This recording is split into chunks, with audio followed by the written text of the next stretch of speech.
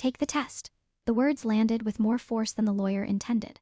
A small white DNA kit slid across the polished walnut conference table, stopping directly in front of Hannah Pierce. For several seconds, no one moved. More than 50 members of the Romano family sat frozen beneath the crystal chandeliers of the estate's grand council room, staring at the curvy young housekeeper as though someone had suddenly invited a stranger onto a throne. Hannah blinked. "I'm sorry." Her voice barely carried across the room. "I don't understand." The elderly attorney adjusted his glasses before opening another envelope sealed with the late matriarch's personal crest. Mrs. Isabella Romano left one final legally binding instruction. He paused. No beneficiary will receive any portion of the Romano inheritance until Miss Hannah Pierce completes a DNA examination. The silence shattered instantly. "This is insane. She's a servant. She's cleaned this house for 5 years. Throw her out." Insults crashed over one another until a chair scraped against the marble floor. Luciano Romano stood. America's youngest mafia boss didn't raise his voice. He simply picked up the DNA kit himself, then walked toward Hannah. She instinctively stepped backward. Why me?" Luciano looked directly into her frightened eyes. His answer drained every face in the room of color. "Because my mother believed you've been living in this house under a false name for 26 years. No one breathed. Not even Hannah, because she had spent her entire life believing she was an unwanted orphan. Rain washed over the Romano estate as black luxury cars continued leaving through the wrought iron gates. Only hours had passed since Isabella Romano had been laid to rest. Even in death, she had commanded the respect of judges, senators, business magnates, union leaders, and men whose names never appeared in newspapers, but whose decisions quietly shaped entire cities. Now, every member of the Romano bloodline had gathered inside the ancestral mansion to hear the final reading of her will. For everyone except Hannah Pierce, today was supposed to be another workday. She had risen before dawn, as she always did. She polished silver that nobody noticed, prepared coffee that nobody thanked her for, pressed black suits for men who barely remembered her name. She preferred it that way. Invisible people survived longer. At 26 years old, Hannah had spent nearly half a decade working inside the Romano estate. She knew which staircase creaked, which paintings hid security panels, which family members tipped generously, which ones deliberately left impossible messes because humiliating employees entertained them. None of that surprised her anymore. Being overlooked had become a kind of armor. She carried extra weight on her soft frame, something strangers often judged before hearing a single word she spoke. The cousins joked that she moved too slowly. The younger women mocked her plain uniforms. Some of the older relatives acted as though she were another piece of furniture. She accepted every slight with quiet professionalism, because she needed the paycheck, because foster care had taught her that losing stability always hurt more than losing pride. Luciano Romano had rarely spoken more than a handful of words to her. Not because he disliked her, because the head of the Romano organization barely noticed anyone outside his immediate circle. His life revolved around negotiations, legitimate corporations, security briefings, family politics, and carrying the impossible weight left behind by generations of Romanos before him. His mother had been different. Isabella remembered birthdays. She asked employees about sick relatives. She quietly increased salaries without making announcements. Sometimes she asked Hannah to stay after dinner simply to share tea in the private greenhouse overlooking the western gardens. They never discussed business. They talked about flowers, books, old recipes. Once Isabella had looked at Hannah for an unusually long time before softly asking, "Has anyone ever told you that your eyes remind them of someone?" Hannah laughed awkwardly. "No, madam." The older woman smiled sadly. "I suppose they wouldn't." Hannah never understood what she meant until today. Inside the council chamber, Attorney Charles Whitmore carefully unfolded another handwritten page. "I have already distributed the financial instructions," he said.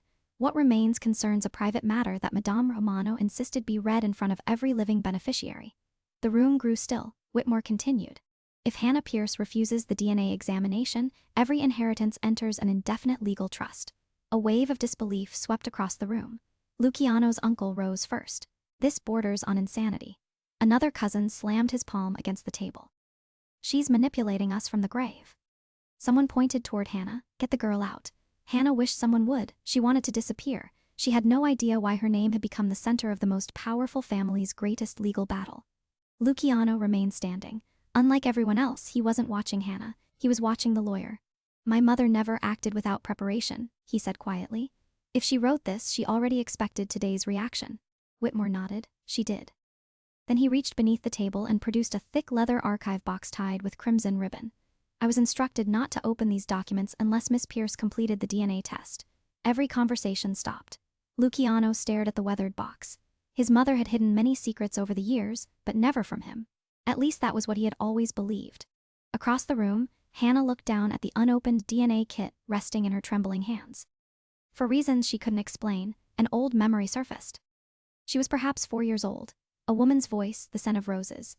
Someone fastening a tiny gold locket around her neck, then flashing blue lights, rain, crying. After that, nothing. The memory vanished as quickly as it appeared. She pressed her fingers against her temple.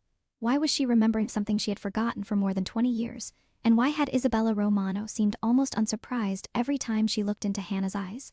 No one left the conference room. The afternoon sunlight faded behind heavy storm clouds, leaving the Romano mansion wrapped in an uneasy gray silence. Attorney Whitmore carefully placed the unopened leather archive back onto the table. It remains sealed, he reminded everyone, until the DNA results are verified. Luciano folded his arms. How long? An expedited laboratory can provide legally admissible results within 24 hours. 24 hours. To most families, it was a simple delay. To the Romanos, it felt like an eternity. Millions of dollars in businesses, shipping companies, hotels, vineyards, investment firms, and generations of influence now sat frozen because of a frightened housekeeper who looked as though she wanted to disappear through the marble floor. Hannah swallowed. I don't want anyone's money. No one answered. One of Luciano's older cousins laughed coldly. That's exactly what someone says before asking for half the estate. Another woman sneered. She probably planned this with the old woman. The accusation struck Hannah harder than she expected. I never asked Madame Romano for anything. You expect us to believe that? I barely spoke to anyone outside the kitchen. Another burst of mocking laughter echoed through the room. Luciano finally turned. Enough. His voice never rose. It didn't need to. Silence returned immediately. He looked at Hannah for several long seconds, not with suspicion, with calculation. During 5 years inside his home, she had never once been involved in gossip. Never stolen, never complained, never tried to gain favors. His security reports described her as painfully ordinary, almost invisible. If she had somehow manipulated his mother, she had hidden it better than professional intelligence officers. That alone seemed unlikely.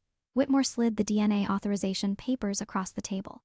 Miss Pierce, you may still refuse. Hannah stared at the documents. Her fingers trembled. I don't even know what I'm agreeing to. Luciano answered before the lawyer could. Neither do we. The honesty surprised her. For the first time since entering the mansion, someone admitted they were just as confused. She slowly nodded. If taking this test ends all of this, I'll do it. The room erupted again. Someone cursed. Someone stormed toward the door. Luciano ignored every protest.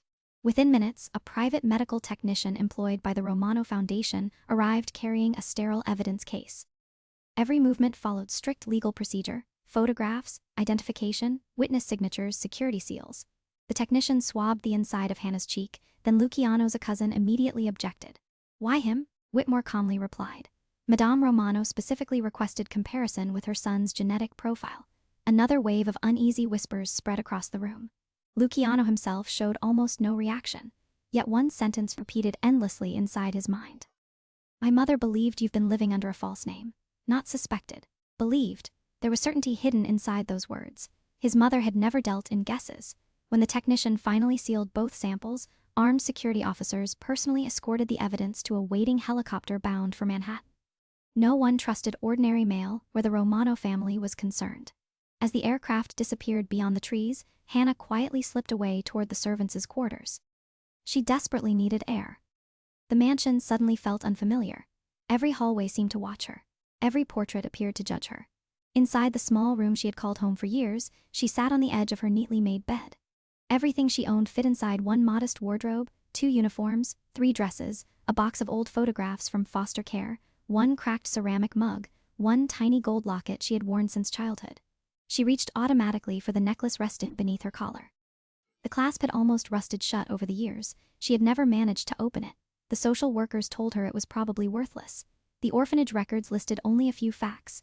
Female, approximately 4 years old, found after a traffic accident. No surviving relatives identified. Temporary name assigned. Later renamed Hannah Pierce. Nothing else. She had stopped asking questions years ago. Sometimes surviving required accepting that some answers would never come. A soft knock interrupted her thoughts. She quickly stood. Luciano remained outside the doorway. I won't come in unless you invite me. She hesitated before stepping aside. The head of the Romano Empire entered the tiny servants' room and looked around quietly. His eyes paused on the narrow bed, the worn furniture, the patched curtains, the tiny bookshelf filled with second-hand novels. 5 years. She had lived inside his estate with almost nothing. He felt unexpectedly uncomfortable. My mother knew where you lived. Hannah nodded. She offered me a larger room several times. Why didn't you accept? She smiled faintly. This one was enough. Luciano had negotiated billion-dollar acquisitions without feeling emotionally unsettled. Yet standing inside this simple room proved strangely difficult. His mother had trusted this woman not because of status, not because of beauty, not because of obligation, simply because she believed Hannah deserved kindness. What do you remember about your childhood? He asked. She looked down. Almost nothing. Any family? No names. She slowly shook her head. Faces come back sometimes, mostly dreams. What kind of dreams? She hesitated. A woman singing, a garden, a little white horse, and she touched the necklace around her neck. This. Luciano's attention immediately settled on the old gold locket. May I see it? She unclasped the chain and handed it over. Years of wear had faded the gold. One corner carried an engraved symbol almost invisible beneath scratches. Luciano froze. He had seen that crest before. Not on jewelry, not in museums, inside his mother's private study, on an old family document dated more than 25 years earlier. His pulse quickened. Before he could examine it further, someone knocked urgently. Boss. His chief of security stood outside. We finished searching the late madam's private office. Luciano looked up and we found an empty safe. Empty except for one missing file. What file? The guard swallowed. We don't know. But according to the inventory, it disappeared sometime before Madame Romano passed away. Luciano slowly closed his hand around Hannah's forgotten locket. For the first time that day, he wondered whether someone else already knew exactly who Hannah Pierce really was. Luciano didn't sleep that night. The old gold locket rested on his desk beneath a single reading lamp, while rain tapped steadily against the mansion's tall windows. He had dismissed everyone except the head of security and Attorney Whitmore. Neither man spoke. They simply watched as Luciano opened an archive cabinet built into the wall of his late mother's private office. Very few people had ever entered this room. Even fewer knew how meticulously Isabella Romano documented the family's history. Every marriage, every birth, every death, every alliance, every betrayal, nothing escaped her records. Luciano removed several leather-bound volumes before finally finding what he had been searching for. A thin folder marked only with one handwritten date, May 14, 26 years earlier. He slowly opened it.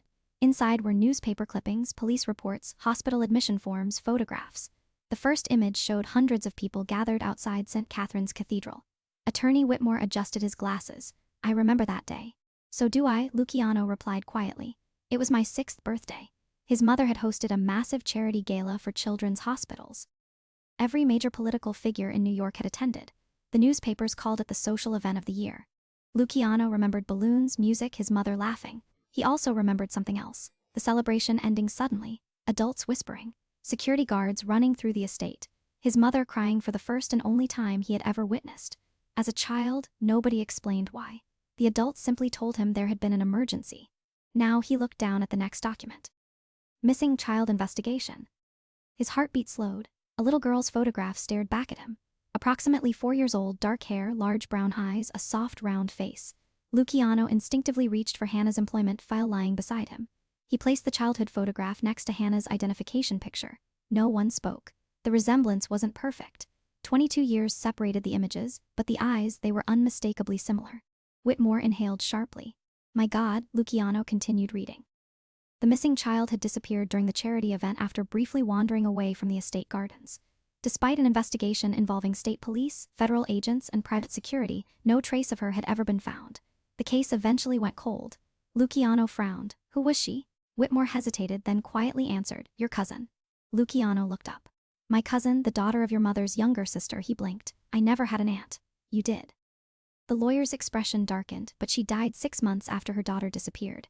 Luciano stared at him. No one ever told me, because Madame Romano forbade anyone from speaking about it.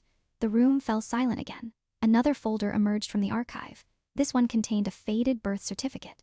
The child's original name read Helena Rose Romano. Luciano slowly repeated it aloud. Helena. He closed his eyes. Something stirred inside his memory. Years ago, perhaps 15 years earlier, he had overheard his mother talking to herself inside the greenhouse.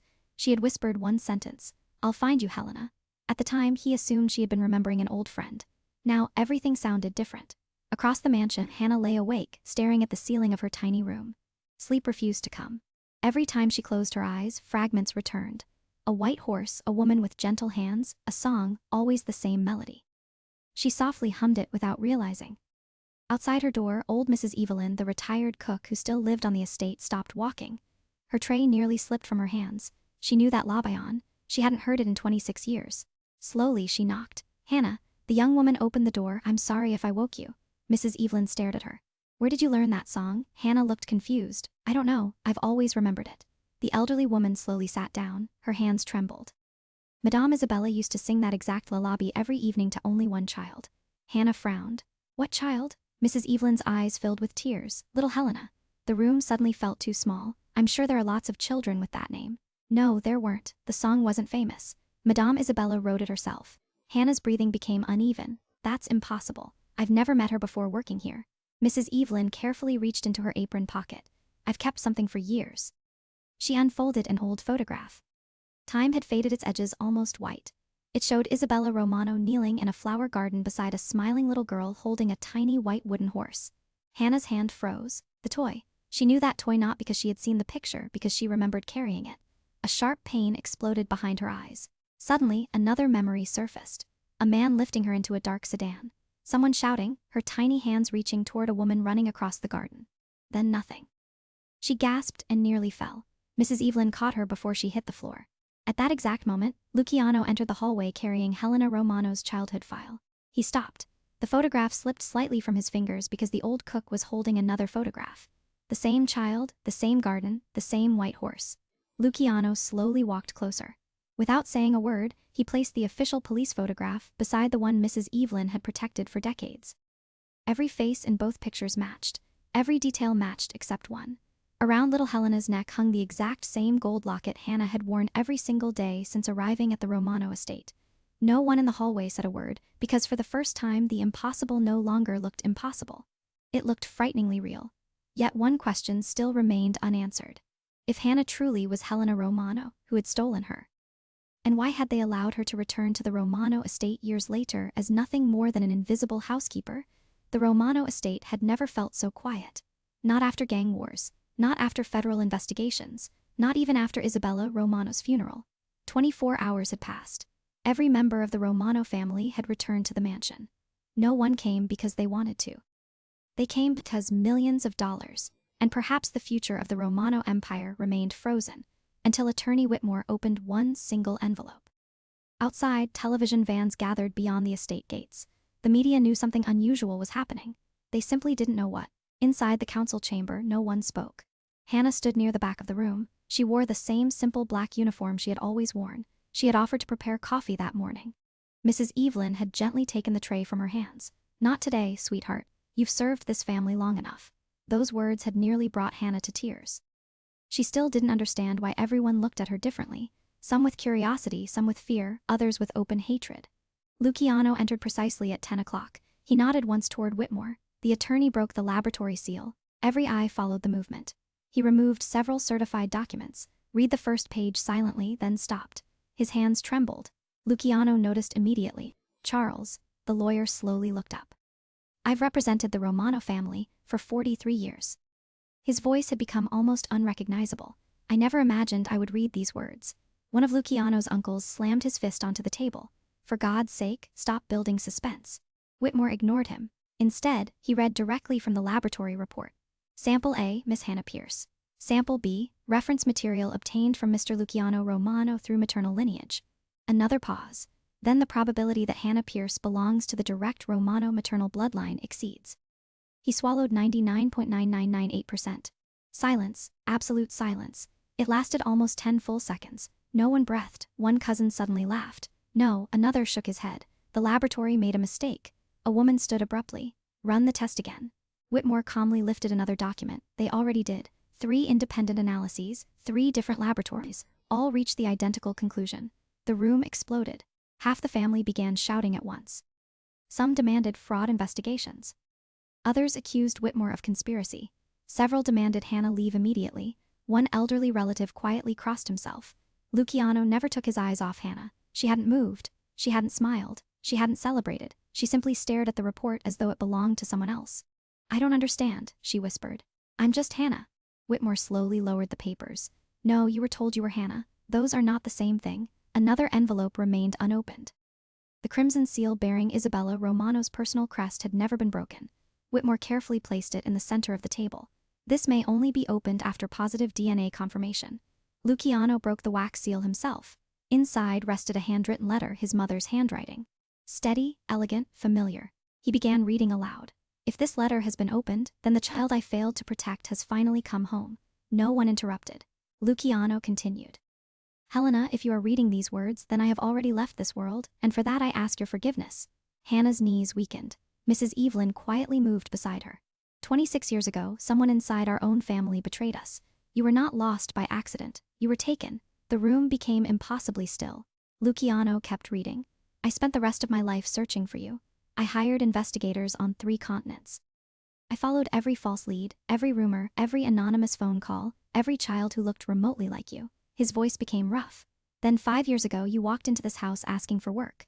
Several relatives looked toward Hannah in disbelief. Luciano's own hands tightened around the paper. I recognized your eyes immediately, but recognition is not proof. If I had accused the wrong people without evidence, the true conspirators would have disappeared forever. Another page followed, so I waited. I watched. I protected you from a distance. I arranged for you to work only inside the main residence. I instructed the staff that no one was ever to dismiss you, regardless of circumstance. Hannah covered her mouth. Every promotion she had quietly received. Every time another supervisor tried transferring her, every unexplained decision that had kept her inside the Romano estate, it had never been luck. Isabella had been protecting her all along. Luciano turned to the final page. His heartbeat quickened before reading the last paragraph. Luciano, if Helena has been found, never trust anyone who demands this inheritance be settled quickly, because the person responsible for stealing her is almost certainly still sitting inside this room. The words echoed through the chamber. Nobody moved. Nobody even seemed willing to breathe. Every family member slowly began looking at everyone else. Brothers studied brothers. Wives looked at husbands.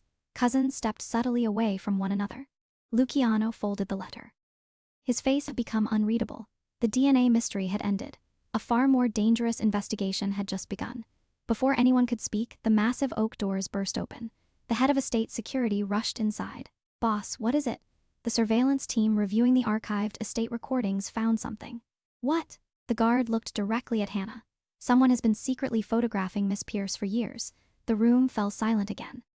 The oldest photographs, they were taken before she ever started working here. Luciano slowly stood. That meant only one thing. Whoever had kidnapped Helena Romano had never truly lost track of her. They had been watching, waiting for 26 years. No one left the council chamber. Not after the letter, not after the surveillance photographs, not after learning that someone had secretly monitored Hannah for years. Luciano slowly spread dozens of photographs across the conference table. Some showed Hannah leaving the grocery store. Others captured her walking to church on Sunday mornings. Several had been taken outside the foster home where she lived before joining the Romano estate. The oldest photograph stopped everyone cold. Hannah looked no older than 8. She was sitting alone on a playground swing. Someone had photographed her from behind a chain-link fence. Attorney Whitmore looked pale. That child had already disappeared from every official investigation. Luciano nodded. Yet someone still knew exactly where she was. He looked around the room. That means this wasn't a random kidnapping. It was maintenance. No one understood. Luciano continued. Whoever took Helena didn't abandon her. They erased her. They controlled how she grew up. They watched her. They made certain she never discovered who she really was.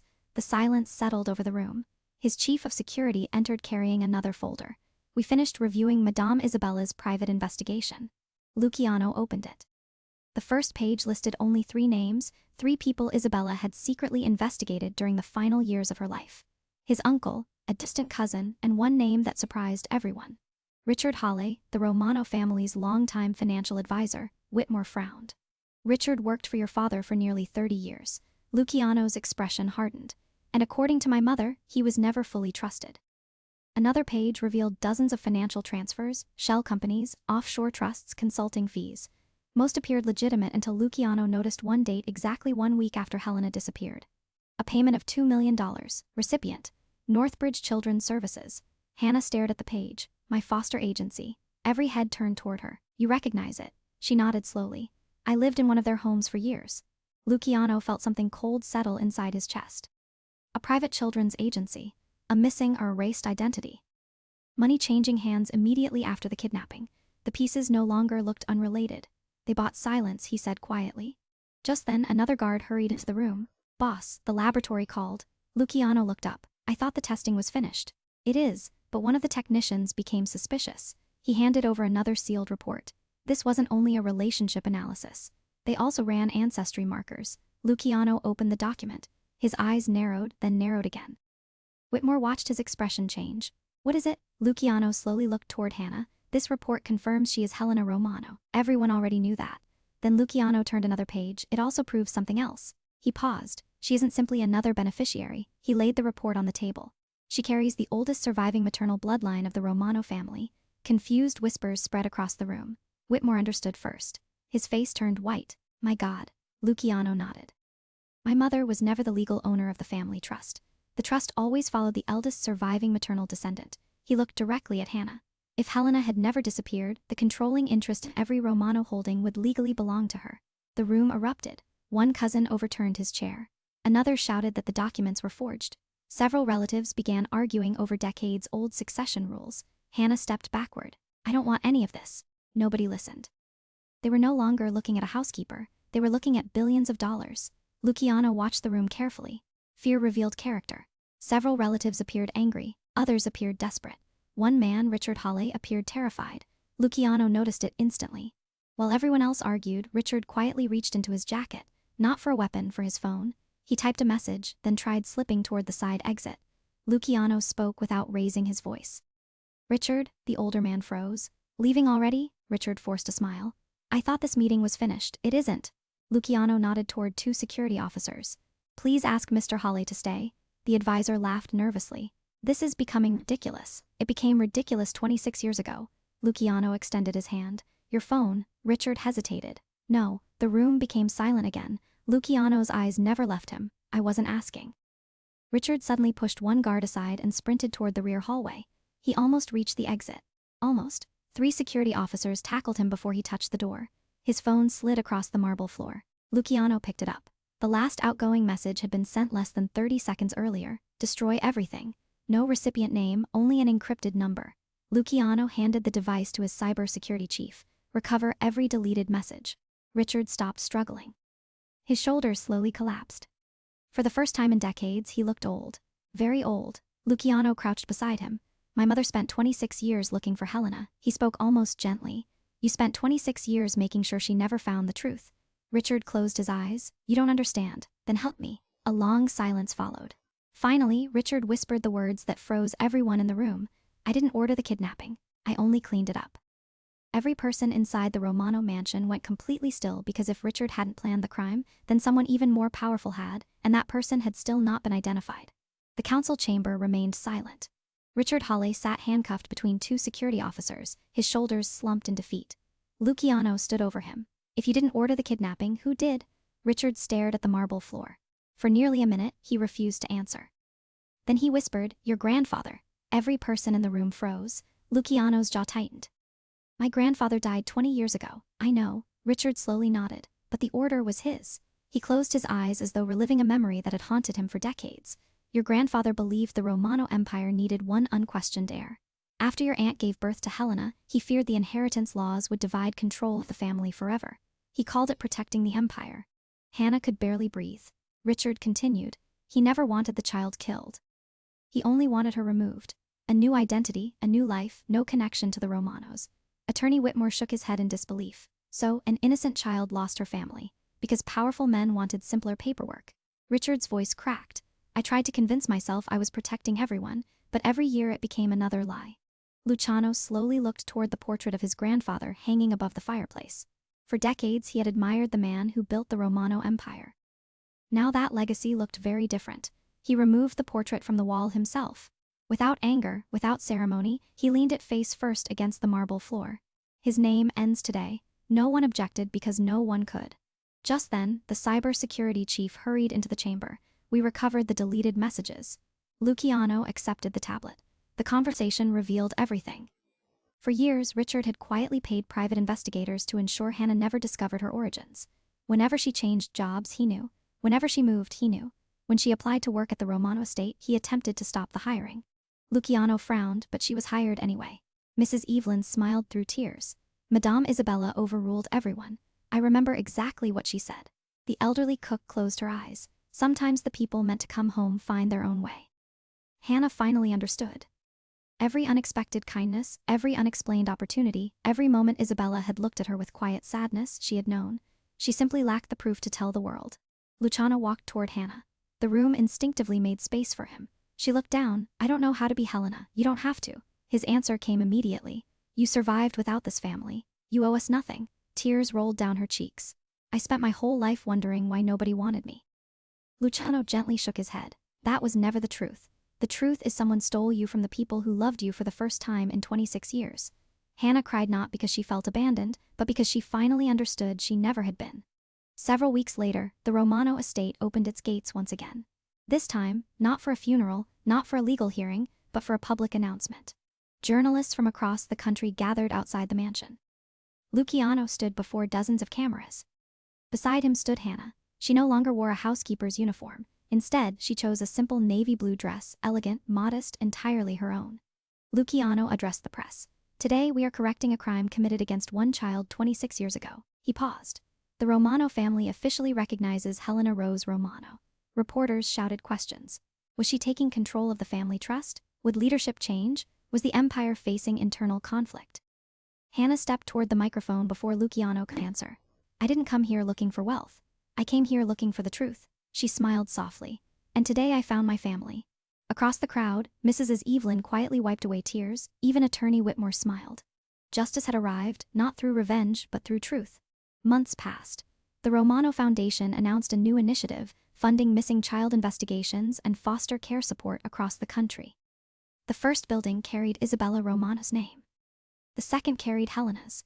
Hannah insisted on visiting every new program herself. She never forgot what loneliness felt like. Luciano often accompanied her, not as a bodyguard, not as the feared head of a criminal dynasty, but simply as the man who understood that power meant very little unless it protected someone. One evening, they returned to Isabella's greenhouse. The roses had begun blooming again. Hannah smiled. "This is where she used to drink tea with me." Luciano nodded. "I always wondered why she disappeared every Thursday afternoon." They laughed quietly. For a long moment, neither spoke. Then Luciano looked toward her. "My mother believed people were defined by what they chose after learning the truth."